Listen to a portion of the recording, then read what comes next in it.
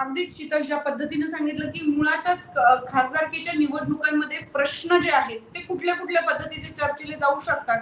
हे नंबर 1 म्हणजे अगदी रोड, रस्ते यांच्यापासून गटारींचा विषयी जो खरं तर त्यांच्या अखत्यारीत येत नाही, तरी पण त्याच्या याच्यावर चर्चा केली जाते.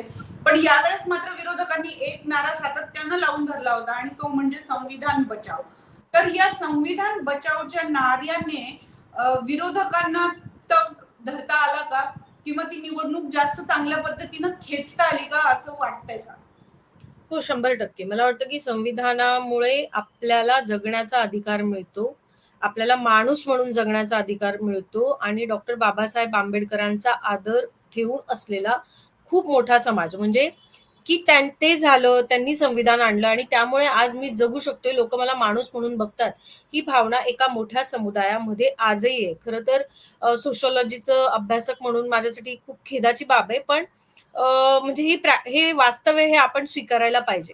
अशा वेळेस जेव्हा एखादा सत्ताधारी पक्ष हा आपले हे सगळे अधिकार काढून घेणार आहे, आपलं आरक्षण असेल किंवा आपल्या जगण्याचा अधिकार काढून घेणार आहे, डिस्क्रिमिनेशन कदाचित आपल्यावर लादलं जाईल आणि काहीतरी वेगळं येईल. तर मला वाटतं की ही भीती त्या समाजामध्ये की जो अनेक शेकडो वर्ष नाहिरे समाज म्हणून राहिलेला आहे, त्यांना असं वाटणं खूप स्वाभाविक आहे. आणि मला वाटतं की विरोधकांनी त्या मुद्द्याला धार लावून धरली आणि जनरली भाजप काय करतं की विरोधकांनी लावलेल्या मुद्द्याला एकतर त्यांनी नेहमी नरेटिव्हमध्ये आघाडी मिळवलेली होती किंवा त्यांनी विरोधकांच्या मुद्द्याला पूर्ण बगल देऊन स्वतःचं म्हणजे डायव्हर्जन देणं आपण त्याला म्हणतो कम्युनिकेशनमध्ये. तर ते करण्यामध्ये आतापर्यंत सत्ताधारी पक्षाला यश येत होतं. पण ह्या निवडणुकीमध्ये मला वाटतं की ते उत्तर देत गेले ह्या मुद्द्याला. की आमचा असा इरादा नाहीये.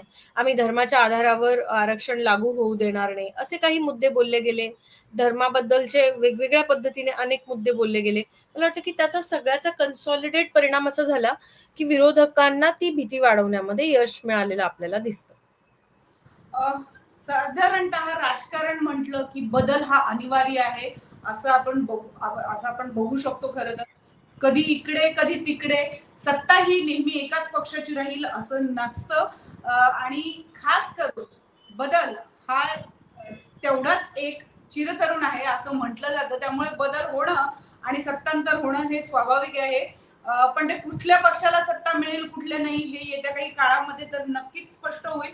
आणि अशाच पद्धतीनं आपण वेगळ्या अँगलने या सगळ्या राजकारणाकडे आणि सत्तांतराकडे बघता येऊ शकतं का याचा प्रयत्न करत राहणार आहे. थँक्यू सो मच शीतल, तुम्ही इथे जॉईन झाला आणि या विषयावर आपले विचार जे आहेत ते आमच्याशी शेअर केले. थँक्यू. Thank you.